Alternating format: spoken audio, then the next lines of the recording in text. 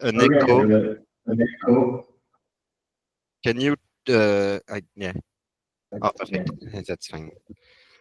Yeah. So my name is Raphaël. I'm a developer advocate for Hashgraph. That is the product and engineering team of Hedera Hashgraph. So I will explain to you later that we have a different type of company working for the Hedera network. But yeah, I'm part of the product and engineering team of Hedera. So let's start. So the first thing is that we are entering an era of trust and digital transformation. So pre-1960, we were in an analog era. Basically, people use paper. Everything is right on paper. It's very easy to use, but you know it's complicated to store. It takes a lot of space. So we do have to do some advancements, something to make this way better. So in 1960, we enter in a digital era where we start to have some computers that increase the speed of all the process. And then in 2000, sorry, I have, sorry.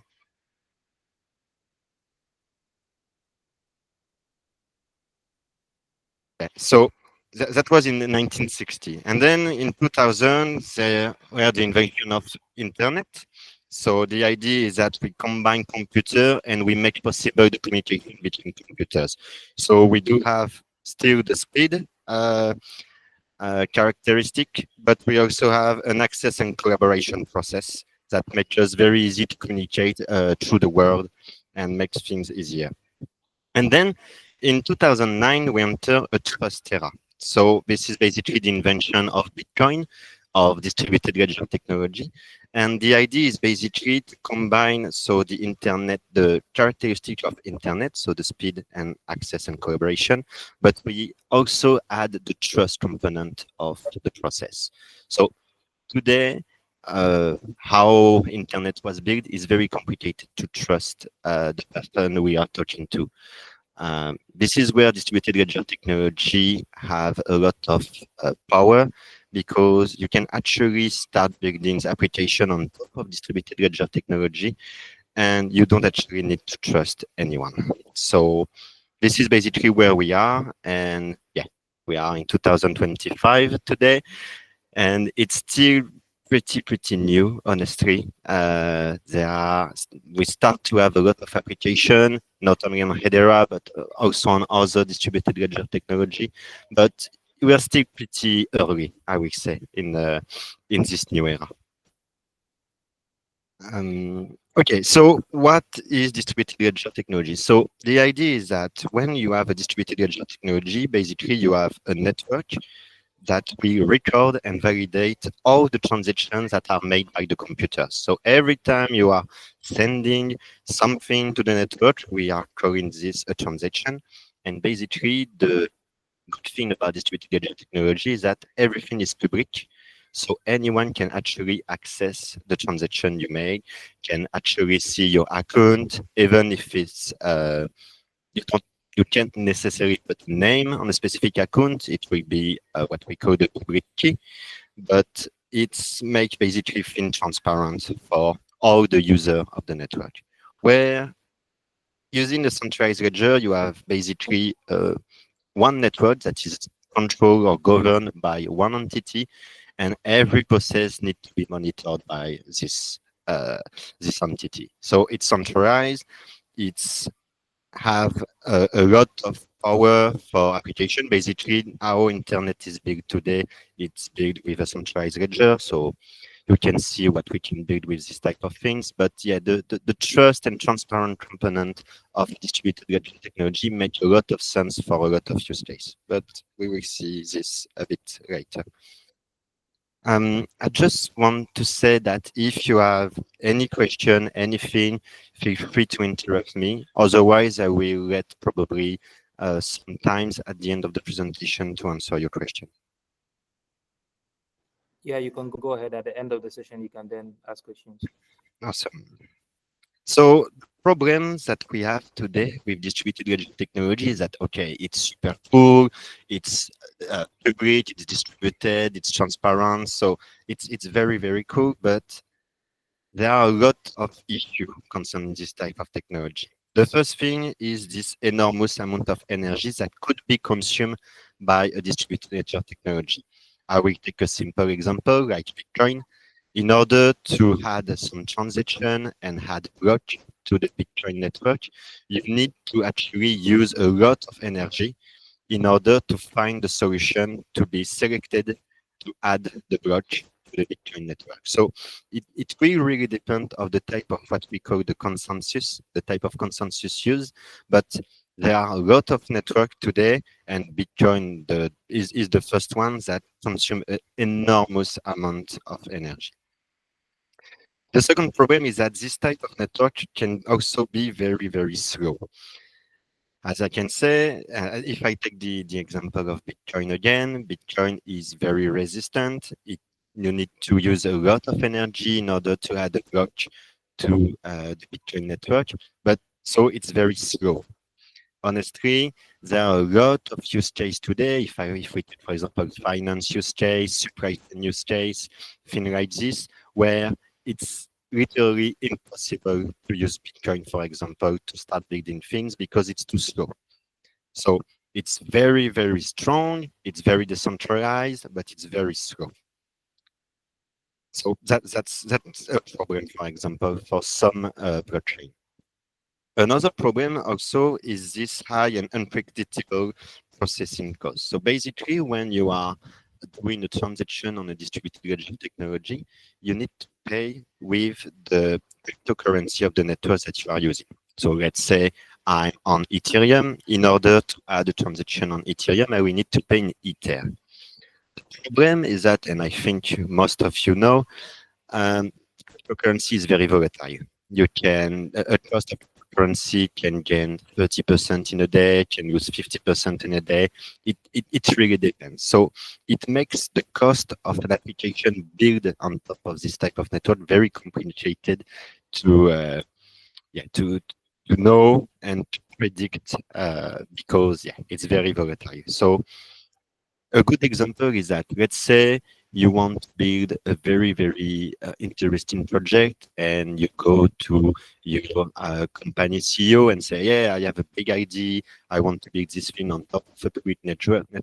The first question, basically, and it's not only for distributed ledger technology, it's for all projects, is what is the cost of the project? And in the case of distributed ledger technology, it's literally impossible to answer this question. So because, as I said, the price of the cryptocurrency is very volatile. So you can pay, I don't know, $10 on Monday and 100 on Tuesday in function of the price of the cryptocurrency. So this is a bit problematic, but we will see later with Hedera that we kind of solve this problem. The other thing is, and the other problem is also the security and vulnerabilities thing. So basically, cryptocurrency and distributed ledger technology are very good, but it's code that basically monitor the network can't be changed. So, for example, if you do a mistake on your contract, for example, on your smart contract, it's very complicated to modify it. You can modify it if you have set if you have deployed and already have the idea that your contract could be upgradable, but if you not and you make a mistake in it, you can actually do nothing. So there are a lot of security vulnerabilities because in a centralized network, I will say, if you have an error on your code, you just need to update it and that's it. On the distributed ledger technology, if you are using a smart contract, for example, and you have an error in the smart contract, you can do nothing. Basically, you will probably have to redeploy a new contract and basically redeploy everything. So that's a problem. And the last but not least, and you can think it's strange why the centralization and transparency concern is a problem for distributed ledger technology. It is because sometimes networks are saying things that are not very true. If I give you an example of a network, I will not call any network, but let's say you have a network that have, I don't know, 100 nodes to host the network. So basically, this node are all the nodes that can actually send transaction to and validate transaction to the network. If we are in a type of network where the consensus used is what we call the proof of stake, if so, the proof of stake, I will describe it a bit more later, but basically it's a consensus where you need to submit a vote every time someone wants to add a transaction to the network. And the vote, the power of your vote is a function of the number of cryptocurrencies that you stake to your node. So let's say I have 100 nodes, I have 90 nodes that have only one cryptocurrency stake to the node, and 10 other nodes that have 10 cryptocurrency stake to each node. Those 10 nodes, we have way more chance to be selected by the network than the other one. So even if you have a lot of nodes on a network, it not necessarily mean that it is decentralized. It could be centralized in a sense that even if I have a lot of nodes, if, for example, I have 1% of the nodes that have 90 or 80% of the token stake, it's not decentralized. Basically, you only have one node that is secured by a lot of other nodes, but only this node have a lot of power, basically. So you see, this is a good technology, but you can still have a lot of issue. And as I said, it will really depend on the type of use case that you want to build. That will basically make you choose which type of distributed ledger technology you want to use. So let's start with Hedera. So Hedera is a fully open source permission public distributed ledger technology. So why first it is open source? So it is open source because since 6 months ago, I will say, we actually give the our consensus protocol to the Linux Foundation. So it is fully open source. Anybody can actually contribute to this project. And we are actually the only distributed ledger technology where it is the case. So our consensus, the Hashgraph consensus, is fully open source and under the Linux Foundation. So even you, anybody, honestly, anybody can contribute to this project. It is, Hedera is permissioned. Why it is permissioned? Because today we only have 30 nodes. I will describe a bit later what is the idea, why basically we have only 30 nodes on our network, but it is private. I will explain a bit later, but basically we are using what we call a governing council that is responsible to govern our network, but that are also responsible to host a node for us. So the idea is to have 39 companies at the governing council. Today we have 31, I think, or 30 companies. So we have 30 nodes on the network. So a lot of people that are used to Bitcoin, Ethereum, things like this, we think that Hedera is centralized. And in a sense, they are right. Today, we only have 30 nodes, so it's not, I will say, really decentralized. But it's for specific reasons that we choose to start with a permissioned network. And we have a roadmap to make this more and more decentralized. Hedera is also public, so basically anybody can use it. You don't have to contact a specific person. You don't have to do anything. You just need to create a testnet account or a mainnet account, and you're good to go. You don't have to ask any permission in order to use the network. And the very important thing about Hedera is this Hashgraph consensus algorithm. So we have algorithm that was created by the Dr. Raymond Bern, that is the CTO of Hashgraph and basically the inventor of Hedera. And the good things about this consensus is that it is a fast, fair, and very secure consensus algorithm. I will describe it a bit later, but just to give you an overview. Last but not least, and this we probably talk to people that are already used to distributed ledger technology, but on Hedera, you can do smart contracts. It is EVM compatible. So if you already have some knowledge about smart contract on other EVM chain, it's very, very easy to port it to Hedera. But we also build additional services like the Hedera token services or the Hedera consensus services that are native services that is very, very efficient about what they are doing. So the token services is a native token emission services. Basically, you can build, create, and configure fungible and non-fungible token very easily. And the consensus services is, I don't know for those who are familiar with Kafka, but basically it's a decentralized Kafka. So it's just a services where it's make very easy to push information on our network, and you can configure it. You can say that you want this information to be public or not, etc., etc.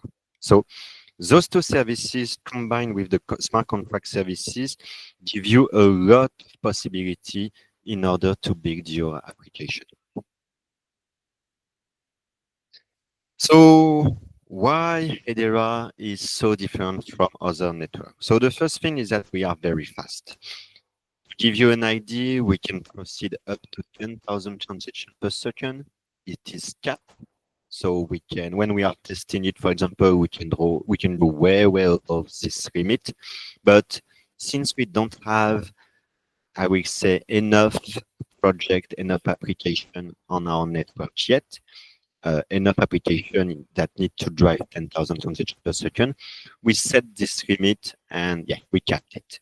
But it is very fast. To give you an example, on Ethereum, you can do, I think, 1 transaction per second or 2 transactions per second. So for us, we can do 10,000. And as I said, it is very, very, it is capped. So we can go way above this. To give you an idea, since the release of the network, so 2018, we proceed up to 77 billion transactions per second. It's more than every other network combined. So yeah, so this is a pretty huge amount, and yeah, we are very proud actually to demonstrate how efficient is the Hashgraph consensus algorithm. The other thing is that when we start this network, we thought that this network could be used by everybody in the world. So if it is the case, the limit of 10,000 transactions per second will not be enough. In order to address this problem, when we started the network, we thought that it will be very useful to create what we call a shard. So it will be possible to do sharding on our network. So basically what is sharding is that you duplicate the network, but the duplicated network is still in contact with the first network. It's just an additional network. So basically in this case, if I have 2 shards, on one shard, I can proceed 10,000 transactions per second, and the other shard 2. I can also proceed 10,000 transactions per second. So if we, in the near future or way later, we are in a position where we need, I don't know, 100 transactions per second, we will have the possibility to do sharding and make the network usable by this project that need 100 transactions per second. The other thing is the finality. So the finality is basically the time where you consider that your transaction is final and can't be removed from the network. in a lot of other network distributed technology, especially the ones that are using a blockchain, a specific blockchain, the finality is not absolute. Basically, you consider that your transaction is final on this type of network when you have a certain amount of block confirmation. So let's say I'm sending the transaction, and then I don't know, 1 hour later, there have been enough transaction to create, I don't know, 2 or 3 blocks, and those 2 or 3 blocks were added to the blocks that contain my transaction. In this case, I can consider that my transaction is final. But blockchain can be forked. So we can do, so there are some examples of it. For example, Bitcoin was forked by another network called Litecoin. So basically, it's another branch in this blockchain. And the idea is that the longest branch is the one that is the true one, basically. So if I give you a concrete example, let's say you had a transaction, you have 2 or 3 block confirmation, okay, you are good, you think your transaction is final, but I don't know. A month later, there are 4 of the network. Your transaction, if the transaction contained in a specific block is not included on the longest chain, basically your transaction is removed from the network. So it's not habitual, I would say, but it is possible. On Hedera, the finality is in second. So when you create a transaction, send it to the network, and you have a confirmation, you only need to wait between 3 to 5 seconds. So it is very, very fast, but it's absolute final. It's impossible to fork Hedera. It's impossible then to remove basically your transaction. So when you receive from the network that your transaction was a success, it's final. It can't be removed. And it's very, very specific to Hedera. Another thing that makes us very interesting is concerning the security. So a lot of blockchain and distributed ledger technology use a consensus that is in general BFT, so Byzantine fault tolerant. It's just a network that is resistant or about Byzantine fault tolerance. And basically, this Byzantine fault tolerance is a very old problem that was solved mathematically, but not entirely. The idea is that basically you put you have 4 generals that want to attack a city, and each general will send a messenger to the other general with the instruction to attack the city or don't attack the city. The purpose of this problem is to define how we can trust the decision of the network, even if they have, if we have some corrupt people in the network. So let's say in the 4, I see a message. Raphael? Yeah. Yeah. Yeah, I think we lost you for the past 30 seconds. I think the last thing I heard was when you said blockchain can be fucked. Maybe if you can like get on from there, something. Yeah, sure. So I was talking about the finality. So basically, yes, because the blockchain can be forked, your transaction can be removed from the longest chain if we have forked. But on Hedera, because it's not possible to fork the network, the finality is in second. Basically, when you are sending a transaction to the network and you receive a response from the network, you only need to wait 3 to 5 seconds. So it's very, very fast. But it's also final. It's literally impossible to remove this transaction from the network. Where on other network, it's complicated, but it is possible. So yes, after that, I was talking about the security. So what makes us very secure? So blockchain and distributed ledger technology in general are resistant, are what we call ABFT. So they are resistant to they are not ABFT, sorry, they are BFT. So they are resistant to Byzantine fault tolerant. What it means? Byzantine fault tolerant is a very old problem where the idea is to determine the number of wrong people that are part of the network, is to determine the percent of trust we can put on a network, even if there are some bad behavior on the network. The problem is very old, so it's working this way. Basically, you have 4 generals that are around a city, and each general will send a messenger to another general with the instruction to attack the city or not. The idea is to determine if in this 4 general, we have 1 general that passed a wrong order. So say, for example, get an order to attack, but there is messenger to say to the other general to don't attack. The idea is to determine how we can trust this network and what is the percent of bad node, basically bad general in this network we can trust. So in general, it's 2/3. If you have 2/3 of the node of your network that are trustable, basically, you can be sure that the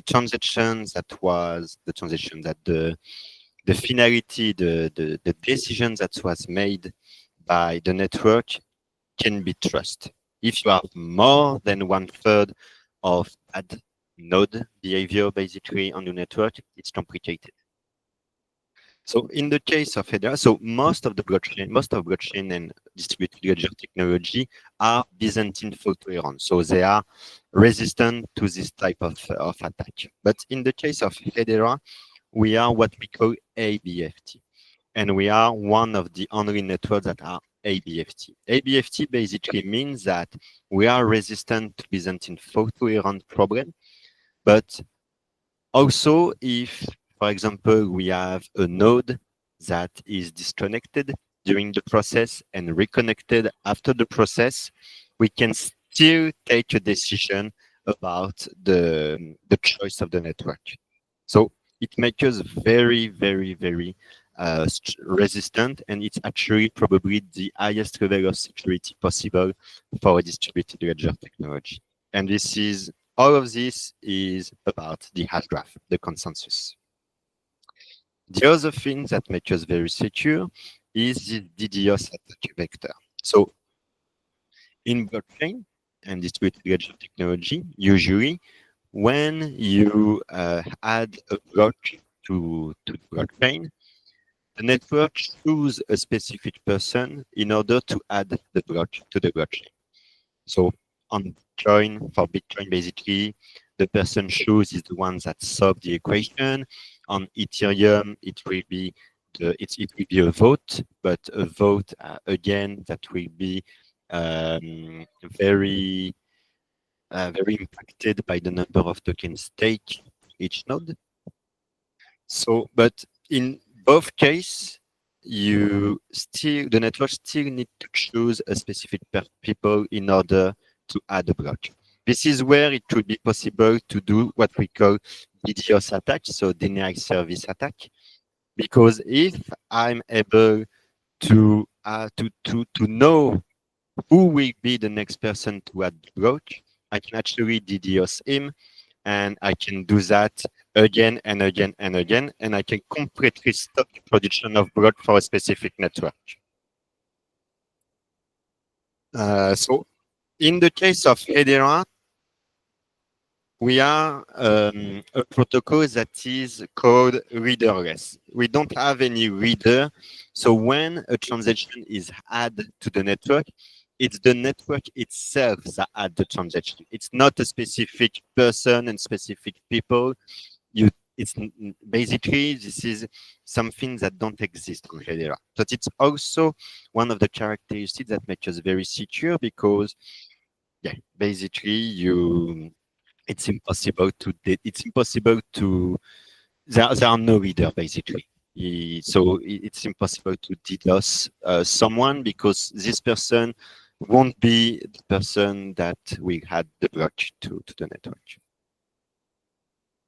The other thing is we are resistant to what we call Sybil attack. So a Sybil attack is basically when you are using a specific thing and you are doing a lot of requests. In order to minimize this problem, and this is the case for a lot of networks, we are a proof of stake network. So this is where basically you need, in order to participate to the consensus, to stake your token to specific node. And yeah, basically, if you want to query and run something a lot in order to congestionate the network, it's impossible because it's not impossible, but it will cost you a lot of money, basically. So yeah, and the spoofing attack is just that basically every node of the network need to sign a specific transaction. So yeah, it's not that much important, I will say, but the three first one are very, very important, and it's again not all of those three, but some, the reader thing and the ABFT, make us very secure and one of a kind, I would say. Another thing that makes us very different is the fairness. So basically, we have a protocol that make the transaction and order the transaction in a fair step. Basically, if the fair timestamp is the timestamp of a transaction is calculated by taking the median and not the medium, and the average, sorry, the median of all the consensus, all the timestamp of each consensus node.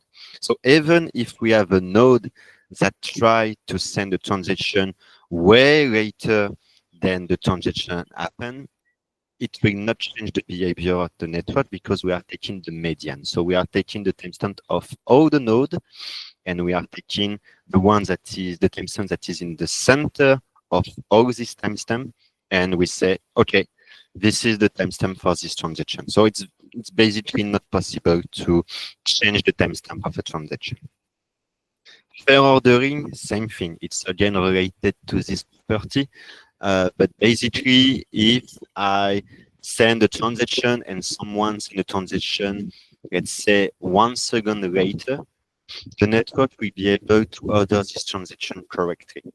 So again, that makes us very, very fair. And we are not in a case where on the blockchain, you can actually pay more in order to be selected by a person to be included in the block. So for those who are familiar with Ethereum and MetaMask, for example, when you are sending a transaction, you can also add some amount of gas in order to be chosen and selected faster than other transactions. In Hedera, it's not possible to do this. So everybody is treated as equal. It's not possible to pay more, to be faster. Everyone is at the same table, basically. The other thing is also the fair access. So basically, when you are sending the transaction, you have the possibility to either choose the node you want to send the transaction, or you can just send it to the network, and the network will select an available node in order to take your transaction. So really, it really depends. For example, we have some nodes in Europe, in Asia, in USA.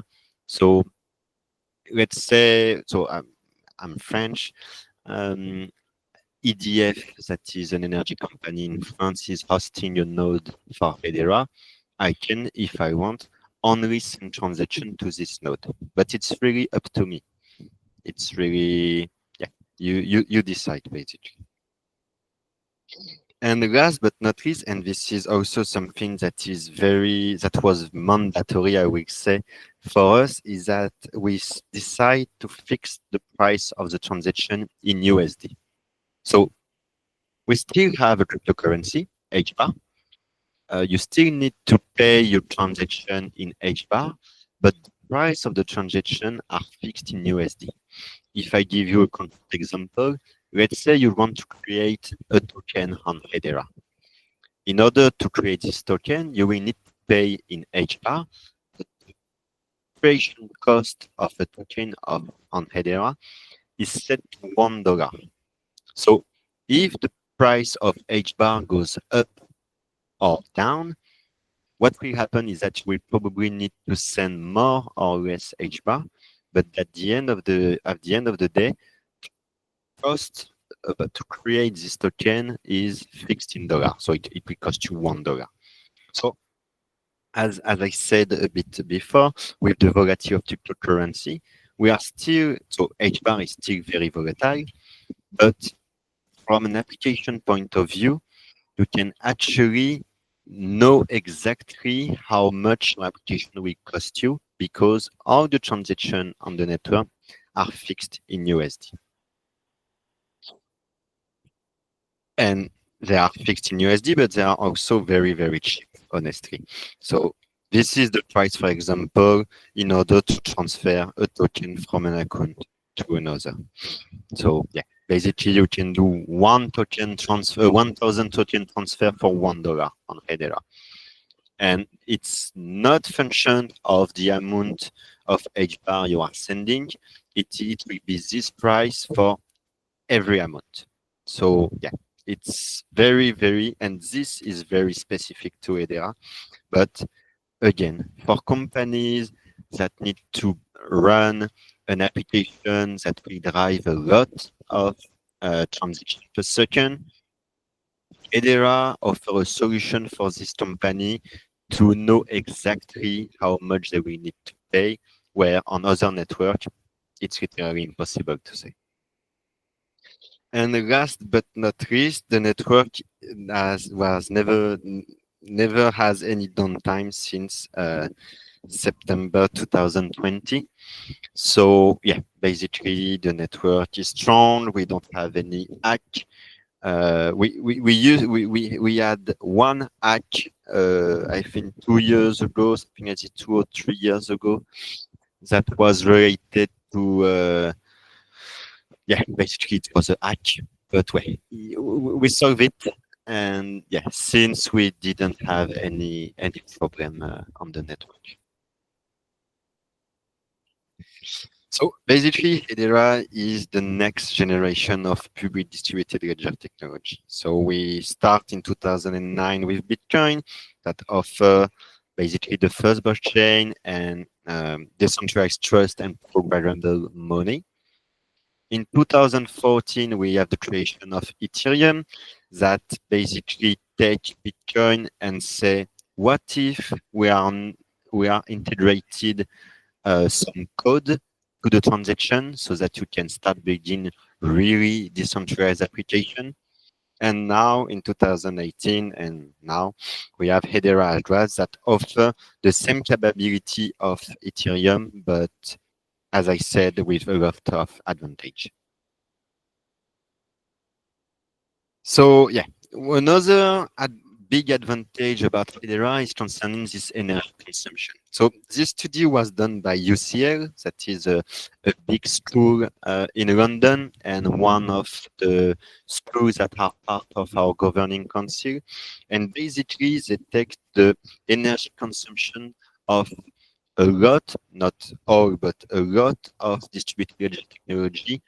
And yeah, basically look what are the results for each type of project. So to give you an idea, the Hedera transaction consumes 1,000 less energy than a Visa transaction. So every time, for example, you are paying with your card, you can do 1,000 transactions on Hedera, and the 1,000 transaction on Hedera or your transaction on Visa we consume the same amount of energy. So again, with all of this question about carbon credits, sustainability, etc., Hedera, through the Hashgraph consensus algorithm, offer a solution that is also very, very energy efficient. So how the network looks like? So basically, you have a layer. You have a first layer with individuals, enterprise, government, device that will start building applications like process integrating to an application, identity application, tokenization application, etc. And all of these applications will be built on top of our services. So you can see the consensus services, the token services, and the smart contract services. So it will really depend on the type of application you want, but there are some projects, for example, that are only using the token services, others that are only using the smart contract services, others that are also using an hybrid solution, so smart contract using HTS tokens, so tokens that are created by these Hedera token services. It will really depend. Basically, all of the services communicate then with the network, and this network is governed by this Hedera governing council. So sorry, can you hear me?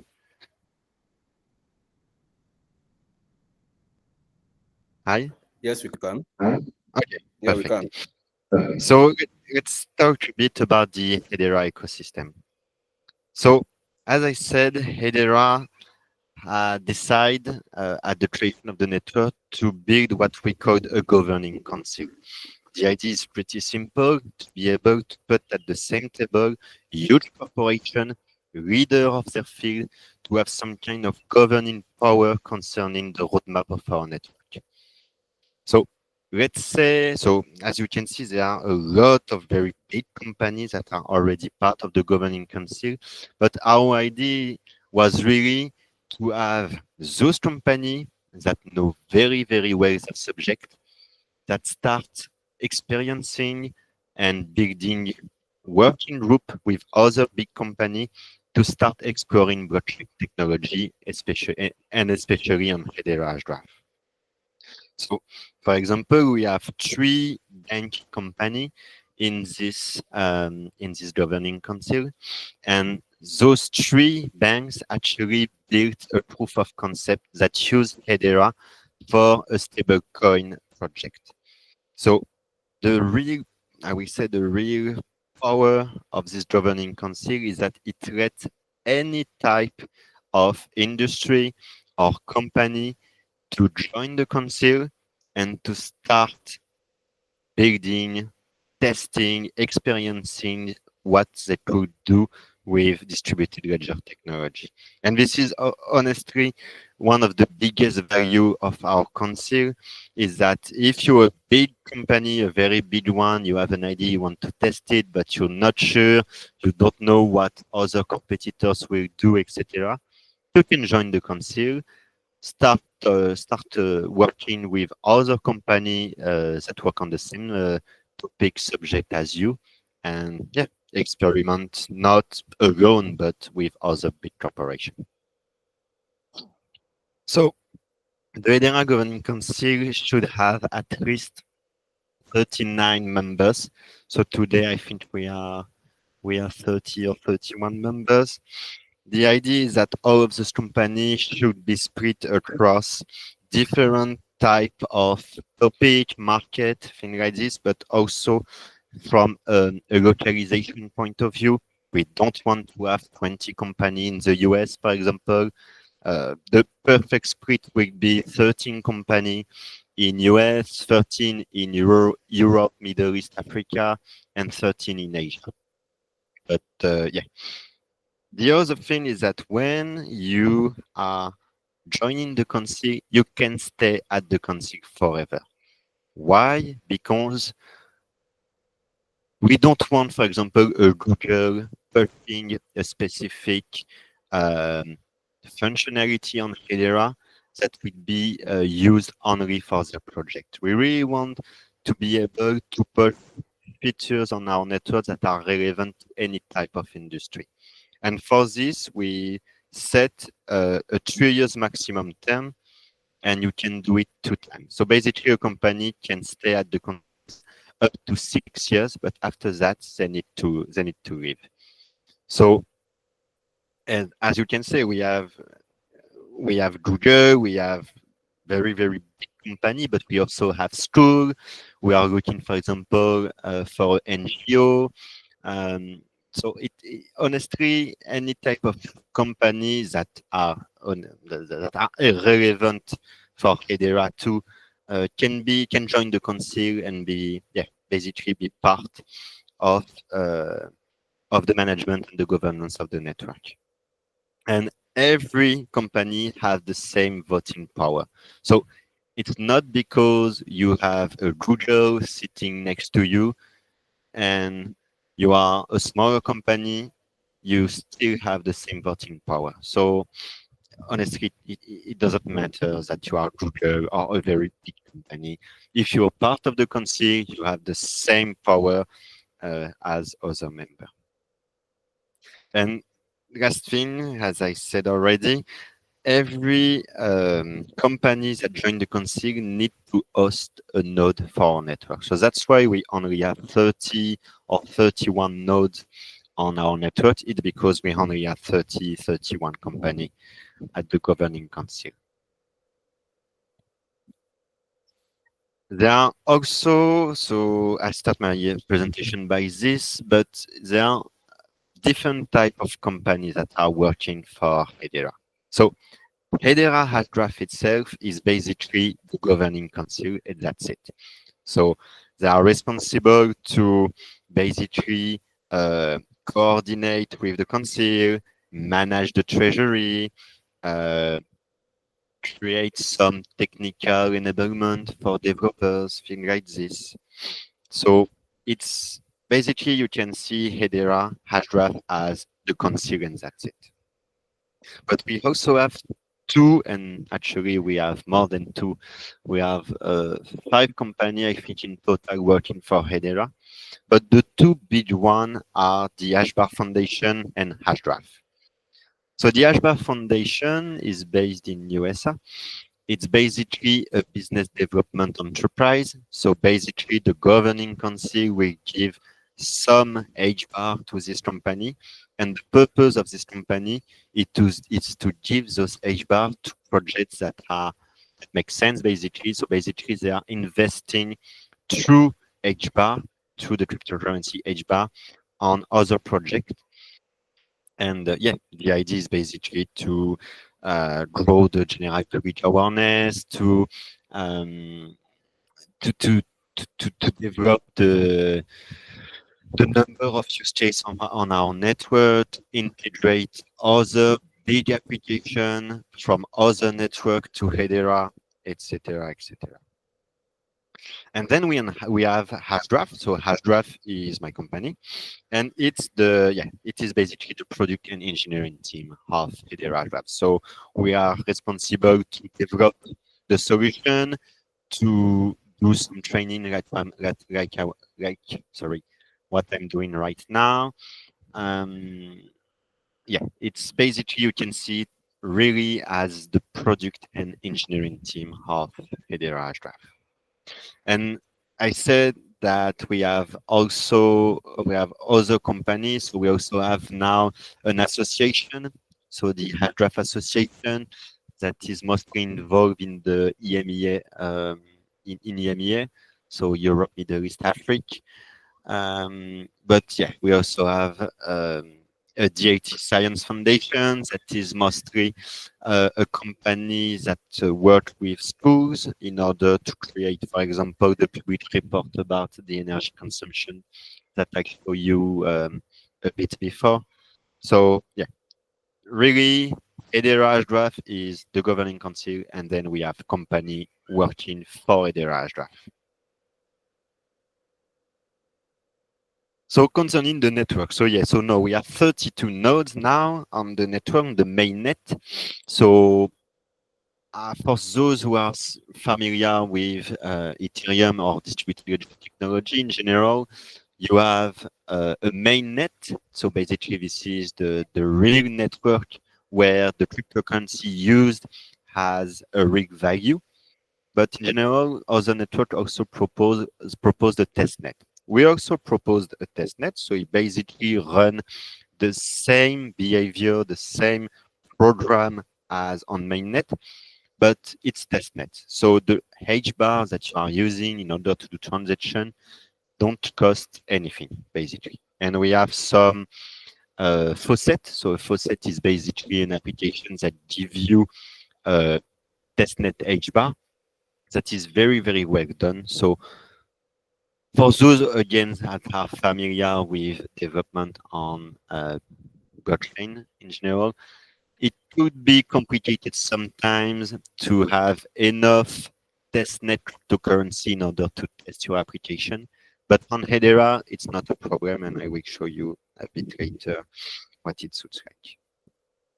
We also have what we call a preview net. A preview net is, I will say, the first iteration of a new feature on our network. So let's say there are a new feature coming to Hedera that is very interesting for you and you want to integrate it to your application.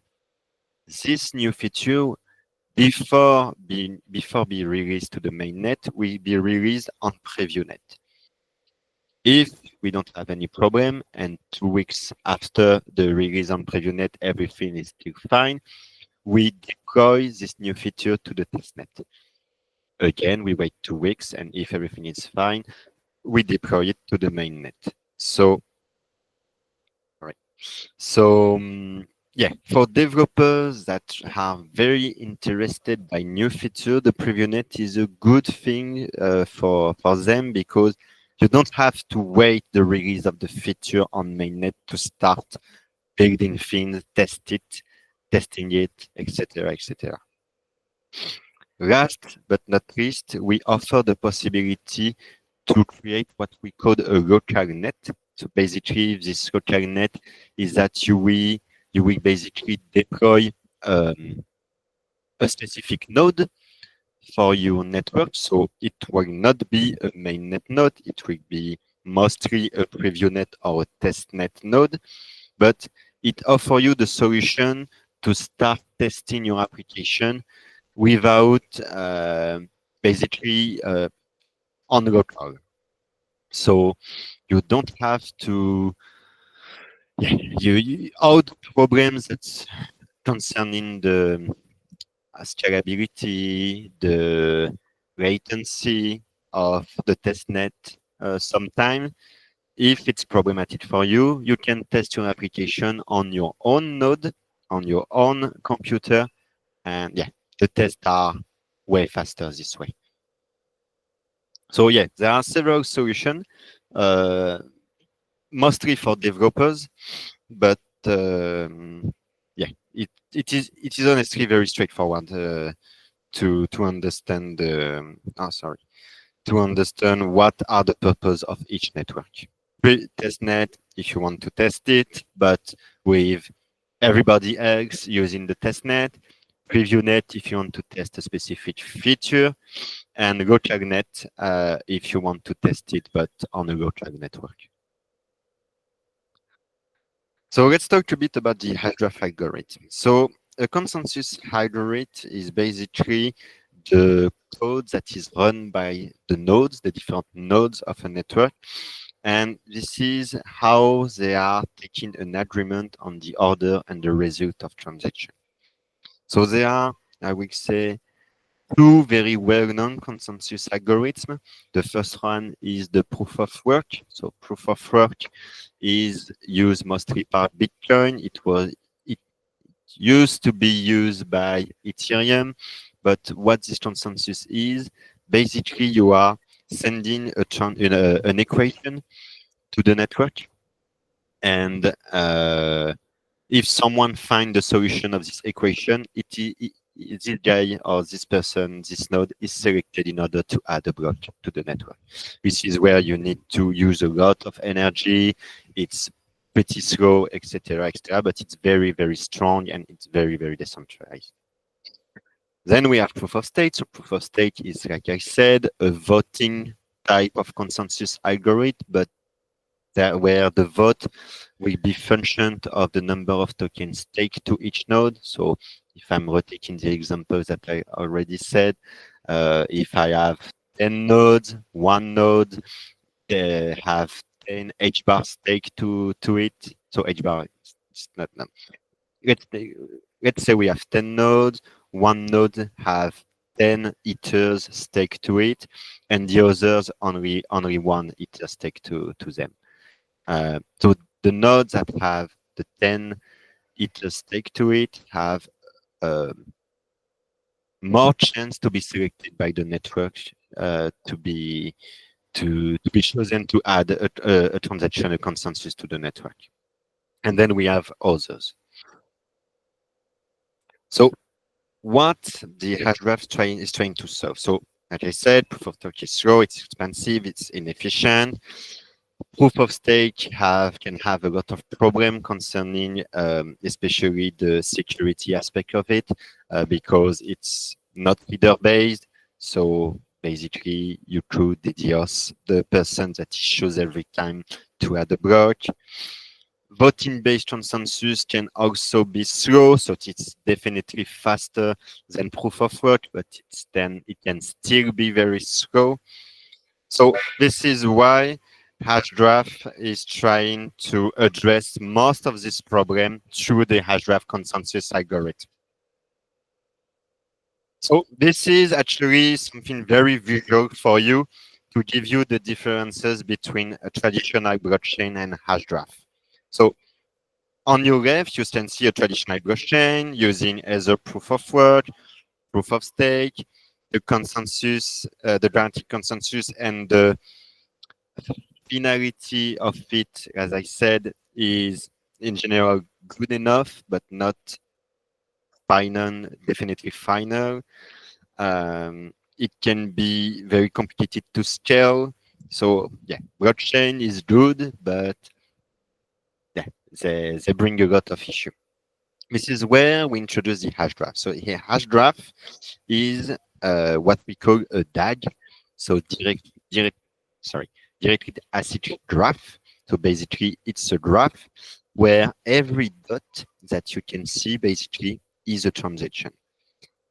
The big difference between a traditional blockchain and this is that on Hashgraph, it's not possible to fork the network. So it's unidirectional in the same sense, and it never can be forked. And we can process a lot of transaction. We are final within 3 to 5 seconds and completely final. So yeah, the consensus itself makes us very efficient, either from a security point of view, scalability point of view, things like this. And yeah, to finish, I just want to talk with you about some projects that are currently working on Hedera. So the first one that I want to present to you is a project called Saucer Swap. So it is what we call the decentralized exchange. So basically, this is where you can do finance without bank. And I will say the specificity of this project is that this project is using our native token. So that makes this decentralization very, very efficient in terms of speed or cost, because again, they are using Hedera and the Hedera token services. So the price of the transaction are fixed in USD. It is very fast. We can proceed a lot of transactions. So from a finance application point of view, I would say it is very interesting for them to integrate the specificities of Hedera because, yeah, it's basically the fastest DEX in the world. probably the one where the fees and the cost in order to do transaction and things like this, to pass an order to swap token is very, very low. So yeah, it is a very interesting project. It is actually our first decentralization on the network. And yeah, definitely, if you're interested about decentralization, DeFi, exactly, on Hedera, this is where you should take a look. Another project that is very interesting and again very linked to the fact that the energy consumption used by Hedera is very low is Dovu. So Dovu basically is an application that is trying to create carbon credit to tokenization in order to help a company for their concerning sustainability, I would say. So basically, every company can now make public how many energy consumptions they are using, how many carbon credits they are buying in order to be neutral. And yeah, I think there are some goals set by a lot of government to try to make every company carbon neutral.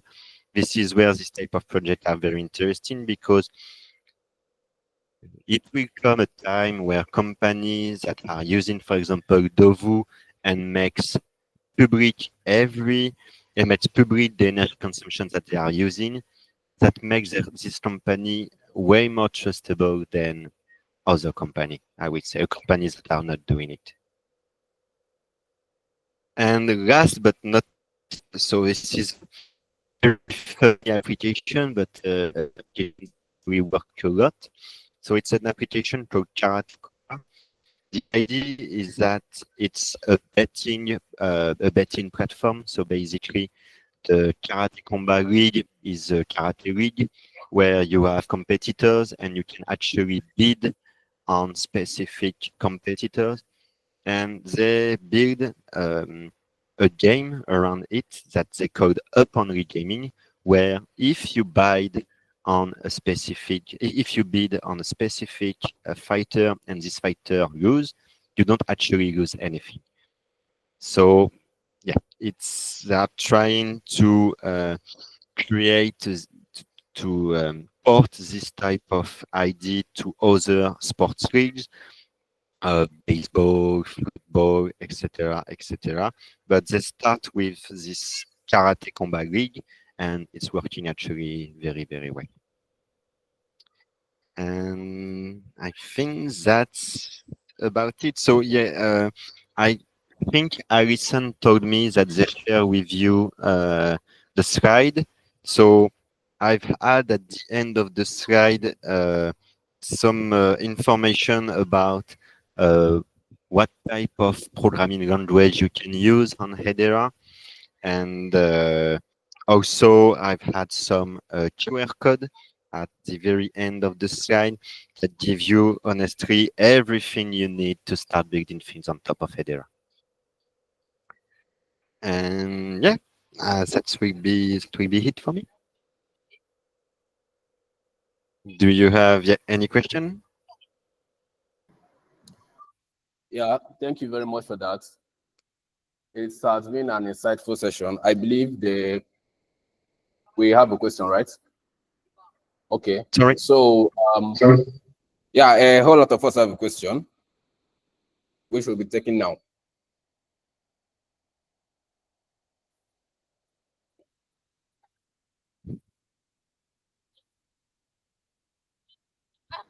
All right, I'll be passing the mic now to the audience so that you can ask your questions. Yeah. So first.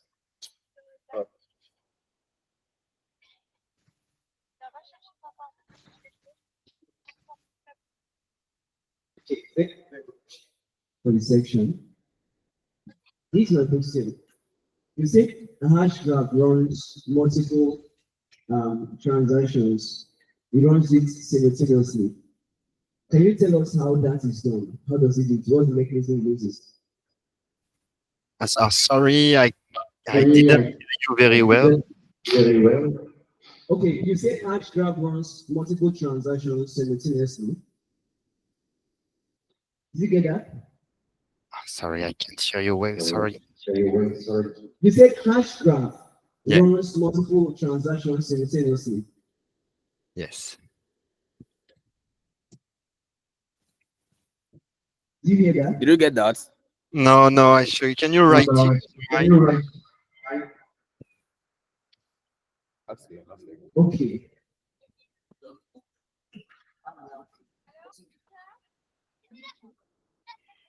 For people. Yeah, okay, Raphael. So I'm going to request for them to write the questions on the paper. Just give us like 5 minutes so we can get that done. Yeah, sure, no problem. Thank you very much.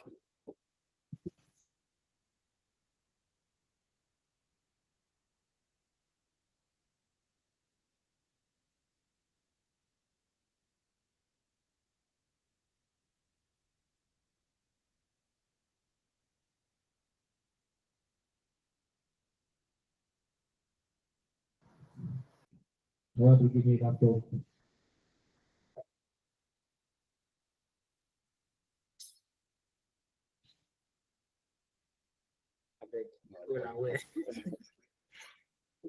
All right, so I have a question here.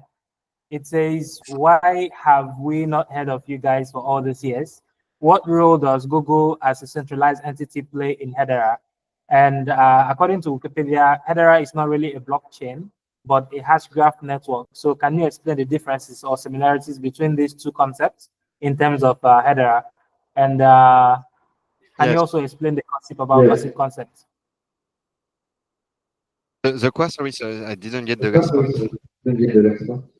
Okay, the first one says, what role does Google as a centralized entity play in Hedera?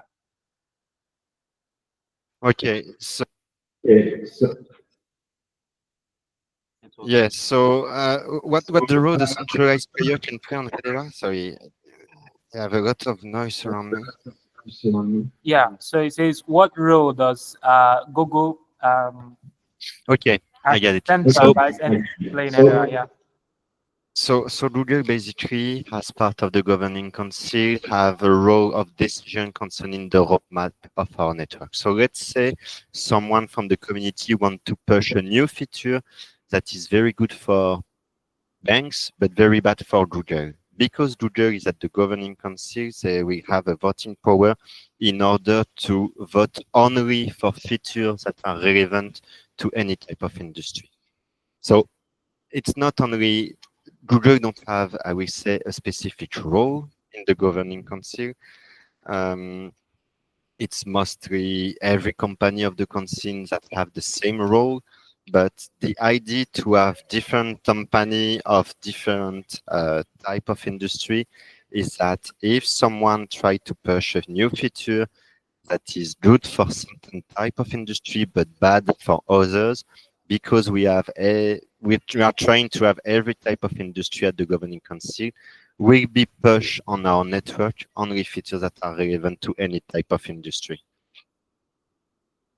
So basically, Google have the same role as IBM, as Dutch Telecom, as other governing members, but they don't have a specific role. The governing council itself manage the roadmap of the network, so the different features, the treasury, so basically where they want to invest the treasury of Hedera to other company. So this is, for example, how we work with, how they work with us or with the Hashgraph Foundation. So Hedera itself gives some HBAR to the foundation or to Hashgraph, and we then use this HBAR in order to either do business development or pay the employees that are working on the network. All right, thank you very much. So can you also explain the similarities or the differences between Hedera and Hashgraph? So Hedera is the public, so it's the Hashgraph is the consensus of the Hedera network. So Hedera is basically a publicly distributed ledger technology application of the Hashgraph. Now that the Hashgraph is under the Linux Foundation and anybody can actually work on it, can contribute to it, Hedera is only a distributed application of this consensus. So this is the difference. The Hashgraph is the consensus, and Hedera Hashgraph is the network. All right. Someone also asked that I should like explain again the gossip algorithm. Yeah, so the gossip algorithm. So for this, I really recommend to actually take a look about Raymond video on YouTube. He did a lot of presentation that deep dive a lot into this specific topic. To give you a concrete overview of the concept, but basically, for every transaction that you are sending on Hedera, you also add 2 hashes in the message. So I'm sending the transaction to another node, and the node will receive the transaction, but also 2 hashes. The 2 hashes are hashes that represent the last transaction I receive and the last transaction I send. So basically, if I share my screen again and I show you the graph, it gives you the possibility for every transaction to put not only 1 dot on the network, but 3 dots. So when I'm sending, for example, this transaction to another node, I'm sending this transaction, but I'm also give to this node the information about the last transaction I receive and the last transaction I send. To give you, I would say, a resume of it is that every time a node is communicating with another node, the node that is sending the transaction is saying everything it knows about the network to the other node. So it limits as possible the communication between nodes, because when a node is talking to another one, the receiver node basically know everything that the sender node know about the network. So we have 30 nodes. So let's say, so you will need probably to communicate with 2/3 of the nodes, so 20 nodes, and that's it. You don't need to get back to another node to get an information that you didn't get, because again, every time a node is communicating with another one, is sending everything you know about the network. So this is what we call, yes, this is what we call this gossip, because gossip is just a way to exchange information. But gossip about gossip, it's because it's not only a question of spreading the information very fast, but it's also spreading the information with every element of each node. So every information that a node is aware of, when it's communicating with another node, it tells everything it knows, basically. So it limits a lot the node interaction. All right. Thank you very much. So I have a few other questions here. So one person asked, is Hedera fully decentralized? So it is fully decentralized in the sense that we have 30 nodes. Each node is hosted by companies that are located all around the world. But again, it will mostly be a question of what you consider decentralized. Is 30 nodes around the world is enough for you to think that the network is decentralized? For you, honestly, I don't. I still think that 30 nodes is not enough, that we can say entirely that Hedera is decentralized, where we will give the opportunity for anybody to host a node. But since it is restricted today to the 39 companies that will be at the governing council, I will say that we are semi-decentralized. Oh, okay. I think that's clear now. So I just have one more question, or two more Sure. actually. So someone is really concerned about marketing of Hedera in Africa. It's mentioning that there's really not been much activities, but what's the plan towards that, towards marketing in Africa for Hedera? So concerning the marketing, so this question will be mostly driven by the Hashgraph Association. So not the foundation, but the Hashgraph Association.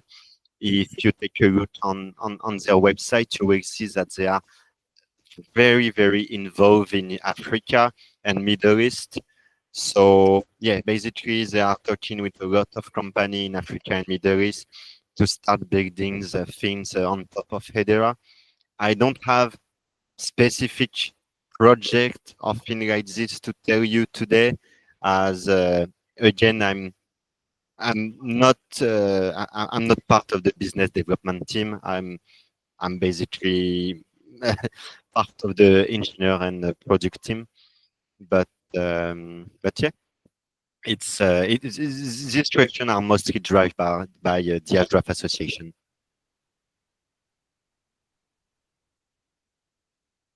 All right, so I think that's clear. So I think we're gonna take the last question because there are really lots of questions. Maybe I will just maybe I don't know if you can like share a screen where they can reach out to the Hedera community or something so that they can get to throw in questions.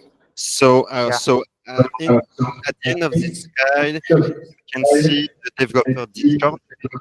So this is a very good resources for developers that want to ask questions. Already plenty of questions answered on this Discord. So definitely. Otherwise, honestly, send me a message directly. I don't know if you have my contact, but very feel free to reach me and ask me any question you have. I don't know what time is it, but yeah, I will need to leave very soon. So maybe if you have a lot of questions, you can take it and maybe send me an email with all of these questions, and I can answer them either by mail or we can schedule another call, and I will be happy to answer all of them. All right, I think that's awesome. And yeah, there's not much time to take more questions, but then I really appreciate your effort. So yeah, you can maybe share your email or also let us know where we can find you, maybe on the Hedera Discord where you usually active. Definitely. Yeah. So I give you my email. Yeah, that would also be fine. So I share it in the chat. Yeah, I've sent it. I'm gonna copy it quickly and save it. Otherwise, so you can find me also on LinkedIn. LinkedIn, if you are using this LinkedIn. Or yes, Discord. If you go on Discord, you go on Hedera. If I go on Visible, you can find me here. You can find me straightforward on the Discord, and yeah, ask me a question there. I will be very happy to answer. Oh, awesome. All right, I think that's great. Thank you very much. And yeah, I think that's it. Awesome. Maybe you want to share some final words. Yeah, so no, honestly, if you are new to blockchain and it scares you to start your journey, Hedera was built in a way that makes very easy for non-Web3 developers to start their Web3 journey. We have SDK, so software development kit in JavaScript, Java, Go, Python, C++, etc., that give you everything you need to start building things on Hedera without learning smart contract, for example. So it's very easy, honestly. It's probably one of the easiest networks to start your Web3 journey. All right, awesome. Thank you very much. I think that would be all, and we really appreciate it. I would definitely get to direct them to join on Discord and reach out to you if there are more questions. Awesome. So yeah, that's all. Perfect. Thank you very much to have me. And, yeah, really don't hesitate if you have. All right. Have a great weekend. Yes, you too. See you. You too. Yeah. Yeah. Bye.